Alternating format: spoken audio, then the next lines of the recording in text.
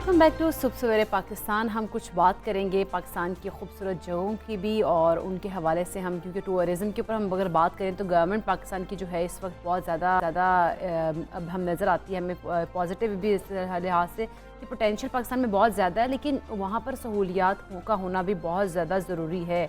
इसमें कोई शक नहीं है कि पाकिस्तान जो है कुदरत के दिलकश मनाज़र से माला माल है और पाकिस्तानी भी अमन पसंद और मेहमान नवाज भी है, क्योंकि जितने भी हम देख रहे होते हैं जब टूरिस्ट, अगर हम स्पोर्ट्स पे देखें कि वहाँ पर जब जा रहे होते हैं टूरिस्ट, तो कितने वहाँ के जो लोग होते हैं, जो मकामी लोग होते हैं हमजा, तो वो उनको बहुत ज़्यादा वेलकम कर रहे होते हैं और बहुत ज़्यादा खुश भी हो रहे होते हैं। इसी बुनियाद पर ही तो हम ये तवक्को करते हैं कि पाकिस्तान में ज़्यादा से ज़्यादा गैर मुल्की सयाह आएंगे। और सच ये है कि हम उन मसाइल की तरफ शायद उस तरह से तवज्जो नहीं दे रहे जिन पर तवज्जो देना बहुत ज़्यादा ज़रूरी है और जो सयाहों के लिए बहुत इम्पॉर्टेंट होता है किसी भी मुल्क में जाने से पहले।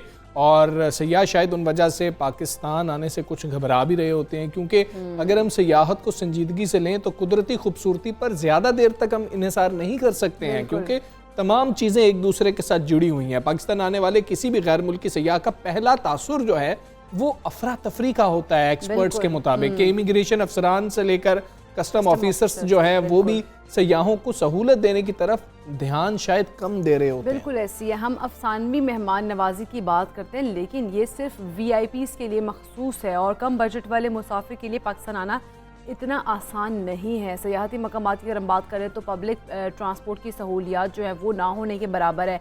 हम ये देखने की हमें ज़रूरत है कि हम अपने मेहमानों को क्या पेश कर रहे हैं, हम उन्हें क्या सहूलियात दे रहे हैं। यानी कि हमें हर एक को वही प्रोटोकॉल, वही सहूलियत देनी चाहिए जो कि हम किसी स्पेसिफिक लोगों को देते हैं। जैसे कि हमने बात की VIP लोगों की, तो VIP हम लोगों उनको तो बुरा प्रोटोकॉल दे रहे थे, लेकिन जो बाकी लोग आ रहे थे क्योंकि हर कोई इतना अफोर्ड नहीं भी कर सकता है और वो पाकिस्तान की खूबसूरती देखना चाहता है, तो उसके हवाले से उसको सहूलियात भी प्रोवाइड क्या हम खाना उनके लिए अवेलेबल है यहाँ पर, क्या वो साफ माहौल है कि नहीं है, महफूज है या नहीं है, उनका होटल कितना साफ़ है। और गिलगित बल्तिस्तान हुकूमत ने सियाहती पुलिस का तस्वुर भी मुतारिफ करवाया है, जो यकीनन एक बहुत ही अच्छा इकदाम है। क्या हम इसे मुल्क के दूसरे हिस्सों में भी नाफिज कर सकते हैं, ये एक बहुत बड़ा सवाल भी है। तो वैसे तो हम देखते हैं कि जो वीडियोस होती हैं, जो भी गैर मुल्की सयाह आते हैं वो बहुत ज़्यादा खुश होते हैं और वो जो हमारे पाकिस्तानी हैं उनकी मेहमान नवाजी के हवाले से बहुत ज़्यादा बात करते हैं, शुक्रिया भी अदा करते हैं। लेकिन कई सहूलियात ऐसी हैं कि जो पहले जब आप इंटरनेट पे लिखते हैं कि हम इस जगह पर जाना चाहते हैं, इस जगह के पॉजिटिव्स क्या हैं, नेगेटिव्स क्या हैं, तो जब वो नेगेटिव्स लिखे होते हैं हमारा फोकस आज उन पर है कि उनको ठीक करना है। पॉजिटिव्स जो हैं वो तो हैं, हम उसका अक्सर जिक्र भी कर रहे होते हैं, लेकिन हमने नेगेटिव्स को आहिस्ता आहिस्ता खत्म करते जाना है, कम करते जाना है, पॉजिटिव्स बढ़ते चले जाएं, ताकि हमारा जो पॉजिटिव हमारा इमेज है पाकिस्तान का और जो लोगों का भी वो वैसे ही बाहर भी जाए। इसी वाले से हम बात भी करेंगे। हमारे साथ मौजूद है टूरिज्म एक्सपर्ट औरंगजेब आलमगीर। अस्सलाम वालेकुम, गुड मॉर्निंग आलमगीर। सबसे पहले तो हमें ये बताइएगा कि जो गैर मुल्की सयाह पाकिस्तान आते हैं सबसे ज़्यादा उनको कौन कौन से मसाइल जिनका सामना करना पड़ रहा होता है? जी वालेकुम सलाम and thank you very much. Pakistan में टूरिज्म बहुत तेज़ी से एक्सपैंड हो रहा है, ये हम सब जानते हैं, और आहिस्ता आहिस्ता फॉरेन टूरिस्ट का भी इंटरेस्ट वहाँ पे बढ़ रहा है। अनफॉर्चुनेटली 9/11 के बाद से ये फॉरेन टूरिस्ट पाकिस्तान में वापस आ ही नहीं सके, क्योंकि 9/11 के बाद सिक्योरिटी खदशात, उसके बाद फिर 2008 में एक ऑपरेशन हुआ, फिर 2015 में स्वात में ऑपरेशन हुआ। तो इन हालात की वजह से काफ़ी अरसे तक फॉरेन टूरिज्म तो पाकिस्तान में हो नहीं सका। खैर अब फॉरेनर्स ने पाकिस्तान आना शुरू किया है। पिछले 2 साल से मैं खुद भी विटनेस कर रहा हूँ कि गिलगित हुंजा की तरफ और कैलाश की तरफ फॉरेनर्स आपको नजर आ रहे हैं। Apart from the issues that the local tourist are also facing, foreign tourist को थोड़ा सा एडिशनल कुछ मसाइल हैं, जिसमें सबसे टॉप पे हमेशा से डॉक्यूमेंटेशन रहा है। आप जानते हैं कि पाकिस्तान में सरकारी काम और सरकारी मामला थोड़े से सुस्त रवि के जरिए होते हैं और दूसरा बहुत पुराने तरीकों के जरिए होते हैं। एक प्रॉब्लम तो ये है कि सबसे ज़्यादा देखिए जो फॉरेन टूरिस्ट हैं वो पाकिस्तान में या तो हमेशा से रेफरेंस के जरिए आते हैं, या तो किसी ट्रैवल कंपनी के साथ ट्रैवल करते हैं, या फिर ऑन देयर ओन घूम रहे होते हैं। तो जो ट्रैवल कंपनी के साथ ट्रैवल करते हैं उनको भी ये मसाइल हैं कि NOC जब उन्हें कोई चाहिए होता है किसी प्लेस पे जाने के लिए, उसको इशू कराना और जगह जगह उसको प्रेजेंट करना या उसके जगह जगह उसको प्रोड्यूस करना, ये बहुत बड़ा मसला है। फिर उस NOC को इशू करने की कोई डिजिटाइज्ड कोई पॉलिसी या तरीक़ाकार नहीं है। उसकी वजह से ये जो हमारे टूर एजेंट्स हैं जो कि पाकिस्तान में फॉरेनर्स को होस्ट करते हैं या उन्हें बुलाते हैं, उनको काफ़ी मसाइल का सामना करना पड़ता है, और वो उसकी वजह से आई थिंक वो ज़्यादा फॉरेन टूरिस्ट को अकोमोडेट नहीं कर पाते। ये डॉक्यूमेंटेशन का चैलेंज हमेशा से रहा है। इसके अलावा फिर सिक्योरिटी के बारे में देखिए, वो तो ओवरऑल हमारे कंट्री की सिचुएशन को देखकर आते हैं, लेकिन इंफ्रास्ट्रक्चर और फैसिलिटीज़ के मामले में बहुत सी चीज़ें हैं जो कि गवर्नमेंट कर सकती है और गवर्नमेंट के हाथ में हैं। हमारे लोकल टूरिस्ट को भी सबसे बड़ा कंसर्न यही होता है कि पाकिस्तान में एक्सेसिबिलिटी के मामला कैसे हैं, रोड कंडीशन कैसी है। अनफॉर्चुनेटली इस साल हमारा भी तजर्बा कुछ अच्छा नहीं रहा। मैंने आज इस साल बहुत सारे पाकिस्तान के नॉर्दर्न एरियाज को कवर किया, आई लर्न के केपी के गवर्नमेंट जो कि 8 साल से गवर्नमेंट में है, अनफॉर्चुनेटली हम यहाँ पे थोड़ा सा पीटीआई गवर्नमेंट को जगाने की कोशिश करेंगे कि 8 साल से आप गवर्नमेंट में हैं लेकिन चित्राल रीजन में कोई रोड एग्जिस्ट ही नहीं करता। पाकिस्तान की टॉप डेस्टिनेशन नारान के रोड्स की हालत काफी खराब है। इस साल कराकोरम हाईवे पे और बाबूसर टॉप पे होने वाली लैंडस्लाइड्स की वजह से काफी लोग फंसे रहे और जो रेस्क्यू का काम था वो बहुत ही सुस्त रवि के जरिए हुआ। तो आई थिंक ये इंफ्रास्ट्रक्चर के मसाइल को टॉप प्रायोरिटी पे फौरन हल कर लेने चाहिए और आई थिंक इतना ज्यादा करना मुश्किल भी नहीं है। ठीक है। औरंगजेब ये भी बताइएगा, क्योंकि हमारा ज़्यादा फोकस आज जो है गैर मुल्की सयाहों के ऊपर है, उनको जिन मुश्किलात का सामना होता है उसके ऊपर है। जब टूर ऑपरेटर से वो बातचीत करते हैं, वो आ रहे होते हैं, टूर ऑपरेटर्स को उनकी रजिस्ट्रेशन करवाना भी क्या ज़रूरी होती है? क्योंकि कुछ हम इंडिविजुअल्स को भी देखते हैं कि कुछ इंडिविजुअल्स हैं, उन्होंने भी SEOs किए हुए हैं, अगर कोई सर्च करे तो उनके नाम ऊपर आ जाते हैं, तो बाहर वालों को तो शायद नहीं अंदाज़ा कि इनके साथ हमें ट्रैवल करना है या नहीं करना। उस पर चेक कितना ज़्यादा बेहतर है या नहीं है बिल्कुल, और फिर उन्होंने कहाँ कहाँ जाना है या किधर रजिस्टर करवाना होता है, उसमें भी क्या टूर ऑपरेटर्स को मुश्किलात का सामना करना पड़ता है? बिल्कुल करना पड़ता है। और आई थिंक एक चीज़ यहाँ पे थोड़ा सा हम कहें क्रेडिट देंगे गिलगित बल्तिस्तान के लोगों को, वो थोड़ा सा इसमें एक स्टेप आगे हैं और उसकी शायद वजह यह है कि गिलगित बल्तिस्तान रीजन और हुंजा रीजन में पर्टिकुलरली पिछले 4 दहाइयों से लिटरली 80s से पाकिस्तान में बहुत एक्टिवली टूरिज्म हो रहा है। जो गैप हमने बताया आपको सिक्योरिटी खदशात की वजह से, उसके अलावा पाकिस्तान में गिलगित बल्तिस्तान में ही ज्यादा इंटरेस्ट फॉरेन टूरिस्ट का देखा गया है। तो वहां पर जितनी कंपनीज रजिस्टर्ड हैं, एग्जिस्ट करती हैं, उनको तो इनको फैसिलिटेट करना बहुत अच्छी तरह से आता है। लेकिन जैसे आपने मेंशन किया बड़ा इंपॉर्टेंट पॉइंट कि जो इंडिविजुअल्स हैं जिन्होंने पाकिस्तान में लोगों को होस्ट करना शुरू कर दिया है, आई थिंक उनकी लाइसेंसिंग पाकिस्तान में बहुत जरूरी हो गई है अब।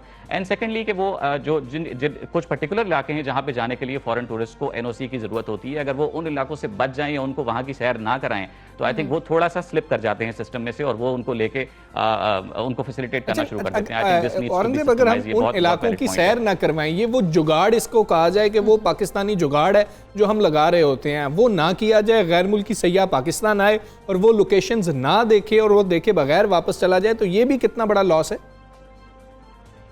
बिल्कुल, एब्सोल्युटली। हमारे मुल्क में देखें बहुत से ऐसे स्पॉट्स हैं जो कि फॉरेन टूरिस्ट ने बहुत पहले से आइडेंटिफाई किए हैं, लेकिन अनफॉर्चुनेटली ये चीज़ यूरोप में आई थिंक इसकी अवेयरनेस थोड़ी सी ज़्यादा है। जो टूरिस्ट यूरोप से आते हैं, जर्मनी या आपके नेदरलैंड से या पॉलिश, जितने भी जो लोग वहाँ से आते हैं, उनको इस बात की काफ़ी अवेयरनेस है। वो जानते हैं, उनके पास बुक्स लिखी हुई हैं 80s के दौर की जिसमें पाकिस्तान के टूरिस्ट डेस्टिनेशन मेंशन हुए हैं, स्पेशली कैलाश के फेस्टिवल्स देखने के लिए या कल्चरल डाइवर्सिटी देखने के लिए। रावलपिंडी में राजा बाजार या पेशावर में किस्सा खानी बाजार जाना है, ये सारी चीज़ें वो अच्छी तरह होते हैं। हुंजा में चिपुरसन वैली उनके लिए बहुत इंपॉर्टेंट है। लेकिन जो टूरिस्ट मलेशिया से या जापान से या फार ईस्ट से आ रहे हैं और पाकिस्तान में उनकी तादाद अब बहुत तेजी से बढ़ रही है, उनको थोड़ी सी अवेयरनेस की कमी है और उन लोगों के साथ आई थिंक थोड़ा सा हमारे जो ये इंडिविजुअल्स हैं जो कि उनको होस्ट करते हैं थोड़ा सा फायदा उठा जाते हैं। ये डेफिनेटली खत्म होना चाहिए, बट अगेन इसमें टूरिज्म मिनिस्ट्री और PTDC को शायद कहीं ना कहीं इन्वॉल्व होना पड़ेगा। उनकी इन्वॉल्वमेंट काफी अरसे से बहुत ही ऑफ नजर आ रही है। पाकिस्तान में अनफॉर्चुनेटली पब्लिक सेक्टर में कोई बड़े इनिशिएटिव्स इस साल नहीं लिए गए, ना इंफ्रास्ट्रक्चर के पर्सपेक्टिव से। एक अच्छा इनिशिएटिव था टूरिस्ट पुलिस का या शायद कंज्यूमर राइट्स के लिए काम करने के बारे में बात की गई थी, लेकिन वहां पे भी कोई खातिर ख्वाह डेवलपमेंट नजर नहीं आती। तो इमरान खान साहब को हम कहेंगे कि जबानी जमा खर्च से पाकिस्तान में टूरिज्म इंप्रूव नहीं होगा, उन्हें प्रैक्टिकली ग्राउंड में चीजों को समझ के। लेकिन हमें करना क्या होगा? कौन कौन से ऐसे इदारे हैं जिनको कि एक्टिव रोल अपना प्ले करना होगा और ये चीज़ें जो है वो बेहतरी की तरफ हमें लेके आनी होगी, खास तौर पर गैर मुल्की सयाह जिस तरह से आ रहे होते हैं, तो उनके लिए जो माहौल है वो फिजिबल बनाना होगा हमें? अगेन इसमें सबसे पहले तो आपको प्लानिंग करनी है कि क्या इस किस्म के इस लेवल के टूरिज्म के लिए आप तैयार भी हैं या नहीं हैं। एक अच्छी चीज़ ये हुई कि थैंक्स टू कोविड पाकिस्तान में बहुत से लोग जो कि लोकल ट्रैवल नहीं करते थे उन्होंने कम से कम करना तो शुरू किया और फैसिलिटीज़ के पर्सपेक्टिव से वो क्योंकि बड़े इनसिक्योर थे, वो इनसिक्योरिटीज़ कुछ कम हुई क्योंकि प्राइवेट सेक्टर ने हॉस्पिटैलिटी इंडस्ट्री में काफ़ी इन्वेस्टमेंट्स करके मामला को इंप्रूव किया है। लेकिन जो चीज़ें पब्लिक सेक्टर के जरिए होनी है उन पर बहुत ज़्यादा तवज्जो देने की ज़रूरत है। I think ministry of tourism को पाकिस्तान को जगाना पड़ेगा, उसको रिवाइव करना पड़ेगा। फिर PTDC के आपने रिजॉर्ट्स तो चलें बंद कर दिए, आई एम नॉट श्योर किस रीजंस की वजह से, लेकिन कम से कम उसके ऑफिशियल्स को जाग के कुछ पाकिस्तान में प्रैक्टिकली चीजें करनी पड़ेंगी। आई थिंक इसमें प्लानिंग सबसे इंपॉर्टेंट है कि आपका विजन क्या है, आप करना क्या चाहते हैं, क्या आप इतने बड़े इन्फ्लक्स ऑफ टूरिस्ट को मैनेज करने के लिए तैयार भी हैं या नहीं है, और अगर तैयार नहीं है तो क्या आप इकदाम ले सकते हैं। उसमें सप्लाई के परस्पेक्टिव से आई थिंक पाकिस्तान में हॉस्पिटैलिटी कुछ मुनासिब है, कमी ज़रूर है, हम कहेंगे ज़रूर, लेकिन अभी भी मुनासिब है। और कम से कम फॉरेन टूरिस्ट की तरफ से पाकिस्तान में हॉस्पिटैलिटी के जो फैसिलिटीज़ हैं उन पे इतना बड़ा सवालिया निशान अभी नहीं है। लेकिन हमें बहुत बेसिक से जाके चीज़ें ठीक करनी पड़ेंगी। उनकी लैंडिंग के बाद इमिग्रेशन और कस्टम्स के मामला को बहुत उनके लिए आसान बनाना पड़ेगा। फिर पाकिस्तान में पब्लिक ट्रांसपोर्ट, जो गोरे या जो foreigners on their own travel करना चाहते हैं, पब्लिक ट्रांसपोर्ट के हालात आप अच्छी तरह जानते हैं कैसे हैं, तो वो खुद उनके लिए ट्रैवल करना काफ़ी प्रॉब्लम हो जाता है और बहुत सारे दिन तो उनके सिर्फ सफ़र में ही ज़ाया हो जाते हैं क्योंकि उनको फैसिलिटीज़ ट्रांसपोर्टेशन की ठीक नहीं मिलती। फिर अदर देन दैट हमने जो बात की कि लाइसेंसिंग ऑफ टूर ऑपरेटर्स और उनकी एजुकेशन और अगेन उनकी डिजिटल प्रेजेंस भी। पाकिस्तान में टूर ऑपरेटर्स के पास डिजिटल प्रेजेंस के लिए प्लेटफॉर्म्स नहीं है और अनफॉर्चुनेटली पीटीडीसी का उसमें कोई किरदार नहीं है। आप उनकी वेबसाइट पे भी जाएं तो टूर गाइड्स का कोई सेक्शन पर्टिकुलरली मौजूद नहीं है। एक अच्छा इनिशिएटिव इस साल, दो अच्छे इनिशिएटिव हम कहेंगे लिए गए हैं। एक तो टूरिस्ट पुलिस को बनाया गया है जो कि फैसिलिटेट करने के लिए टूरिस्ट को वहाँ पे मौजूद है, लेकिन वो भी अपनी फुल कैपेसिटी में तो काम नहीं कर रहे हैं, लेकिन चले इनिशिएटिव लिया गया है। और दूसरा ये कि गलियात रीजन में रिसेंटली टूर गाइड्स के लिए एक एजुकेशन का प्रोग्राम शुरू किया गया था जो कि एक बहुत अच्छा इनिशिएटिव है। लेकिन अगेन बेसिक से बिल्कुल इमिग्रेशन, फिर कस्टम्स एंड देन उनके बाद फॉरेन टूरिस्ट के आने के बाद उनको फैसिलिटीज प्रोवाइड करना, आई थिंक हर स्टेप पे हमें बहुत सारे इकदाम लेने की जरूरत है। बिल्कुल ठीक है औरंगजेब, बहुत शुक्रिया आपका। सबसे पहले पाकिस्तान का आप हिस्सा बने। जो मेजर प्रॉब्लम्स हैं गैर मुल्की सयाहों को जो यहाँ पर आकर फेस करनी पड़ती हैं उनकी आपने निशानदही की है, बहुत शुक्रिया आपका। और बड़ा ज़रूरी है कि बहुत पोटेंशल है और हुकूमत की विश भी है और विल भी है कि हमने सयाहत को बढ़ाना है, इस शोबे में तरक्की करनी है, हमारी मईशत को बहुत सहारा मिलेगा इसकी वजह से। लेकिन चंद जो कोताहियाँ हैं या ये कह लें कि अभी हमें शायद उन चीज़ों का पता नहीं है, इल्म नहीं है, जो टूर ऑपरेटर्स जो हैं और टूरिस्ट जो हैं वो बेहतर जानते हैं, तो वो उसकी निशानदेही करते हैं। टूर ऑपरेटर्स हैं, टूर एक्सपर्ट्स जो हैं, उनसे उनको ऑन बोर्ड लेकर उनसे बातचीत कर फिर मसला जो मसाइल जितने भी होते हैं उनका हल निकाल सकती है गवर्नमेंट। ख़ास तौर पे जो इदारे कंसर्न हैं और इससे मतलब लिंक्ड भी हैं, उन इदारों को चाहिए कि टूर ऑपरेटर्स के साथ बातचीत करके इन मसाइल का हल निकालें, क्योंकि गैर मुल्की सयाह बहुत ज़्यादा मतलब पाकिस्तान में जितना खूबसूरती है उसको देखने के लिए वो आते हैं, बड़ी तादाद में आ रहे हैं अब तो। बिल्कुल ऐसा ही है। तो इन चीज़ों को उजागर करना भी बहुत ज़रूरी है कि ये मसाइल हैं कि जिनको अब हल करना चाहिए, जो औरंगजेब भी हमें बता रहे थे। अब हम आगे बढ़ेंगे और हम कुछ बात कर रहे हैं कि अपने पहले 3 गानों से दुनिया भर में लाखों शायकीन के दिलों को जीतने वाले सिंगापुर में मुकीम कमर सलीम की, और उन्होंने एक बार फिर से मदाहों को हैरान भी कर दिया, चौंका दिया, और उन्होंने अपने क्रिकेट पर गाने जो हैं खेलें उसके साथ एक बार फिर ज़बरदस्त मोहब्बत समेटी और दाद भी पाई। बड़ा ज़बरदस्त उन्होंने एक वीडियो बनाई। ऐसे ही ये गाना सिर्फ क्रिकेट में पाकिस्तानी टीम की कामयाबियों पर बात नहीं कर रहा है जी, बल्कि इस खेल से जुनून की हद तक प्यार करने वाले पाकिस्तानी मद्दाहों को भी इसमें खराज तहसीन पेश किया गया है। ये गाना हर उस पुरजोश पाकिस्तानी मद्दाह के लिए है जो छोटी छोटी गलियों में, गलियों की तारीकियों में, खेतों की सख्त तरीन जगहों पर जाता है और उसे क्रिकेट के जुनून से रोशन कर रहा होता है। ये एक आम आदमी के ख्वाब के बारे में है जिसे क्रिकेट पाकिस्तान कहा जाता है, और पाकिस्तानियों के लिए महज एक खेल से ज़्यादा है और ये ज़िंदगी का एक ढंग भी है। ये गाना यकीनन इस इस्तकामत और पलट कर वार करने की उस सलाहियत का भी एतराफ़ है जिसे कि पाकिस्तान क्रिकेट टीम ने बरसों से मुतअद्दिद बार दिखाया भी है। हाँ, सिंगापुर में मुकीम है पाकिस्तानी गुलकार कमर सलीम, उनसे बात करते हैं। कमर, अस्सलाम वालेकुम, गुड मॉर्निंग। खेलने के नाम से ये क्रिकेट गाने के पीछे क्या इंस्पिरेशन थी, क्या सोच थी?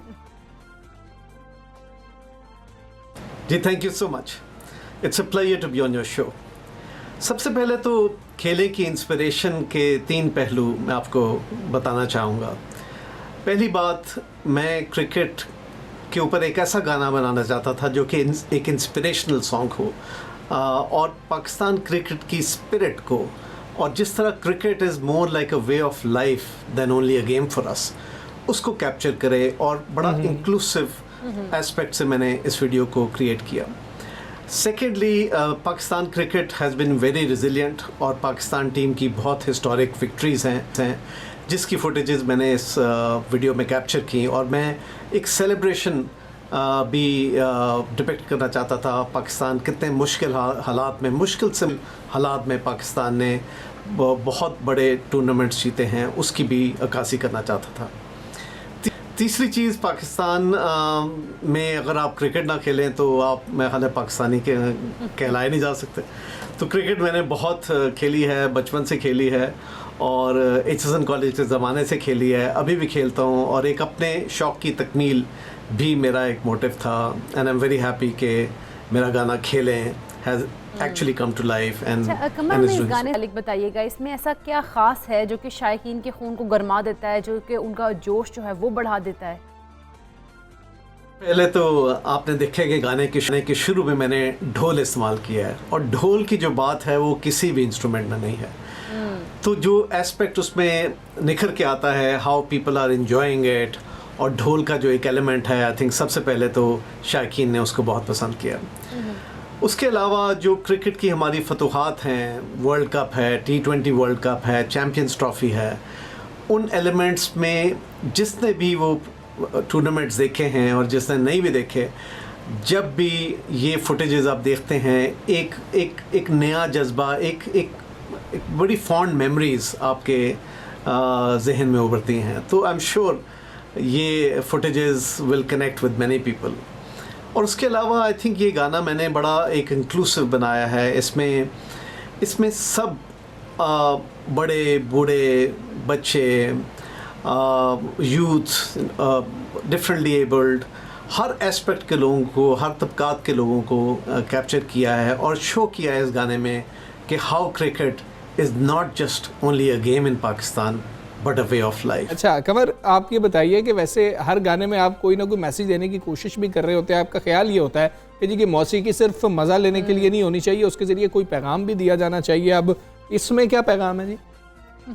जी बिल्कुल आपने ठीक कहा। मैंने जब म्यूज़िक अपना स्टार्ट किया कई सालों के वक्फे के बाद, जिस दौरान मैं अपने करियर को परसू कर रहा था, मेरा मकसद सिर्फ म्यूज़िक रिलीज़ करना नहीं था। I wanted to be a musician with a purpose. मैं कोई ना कोई मैसेज अपने म्यूज़िक को मीडियम यूज़ करके कन्वे करना चाहता था। इसीलिए तमाम गानों में मैंने कोई ना कोई मैसेज कन्वे किया। जाना में उस टाइम पे रिलीज़ किया जब कोविड बिल्कुल एक प्राइम पे था, और मैं एक मैसेज ऑफ होप कन्वे करना चाहता था। उसके बाद अनकहा कुछ महीनों के बाद, उस वक्त बहुत मुश्किल हालात में थे, लोगों ने अपने प्यारों को बहुत मुश्किल हालात में खोया, और उनकी पेन को फील करते हुए वो गाना मैंने उन लोगों के लिए डेडिकेट किया जिन्होंने अपने प्यारों को खो दिया कोविड में। तीसरा गाना was a message of love, love like your first love, एक प्योरिटी ऑफ लव को सेलिब्रेट करने का मैसेज था सोना में। और मेरा चौथा गाना खेलें, while it's a sport song, cricket का गाना है, लेकिन मैं सिर्फ जीतना एक मकसद नहीं डिपिक्ट करना चाहता था। मैं शो करना चाहता था कि it's more than just winning, playing the game and just playing. इसीलिए गाने का नाम है खेलें, जस्ट प्ले। और ये मैं कन्वे करना चाहता था कि जीतना is an outcome but really living the game is really the real journey. इसलिए आप देखें कि मेरे गाने में जो की मैसेज है वो है खेले मिलके। कमर, बहुत सोच है, बहुत बेहतरीन गाना है और बहुत बेहतरीन वीडियो है। हाँ, पैगाम बहुत अच्छा है। तो जी बहुत पसंद किया जा रहा है वैसे आपका ये गाना, और शायकीन क्रिकेट भारत के साथ मैच के बाद तो कुछ ज़्यादा ही इसका सुन रहे हैं हम। जी एक ब्रेक लेते हैं, ब्रेक के बाद वापस आते हैं। Stay with us.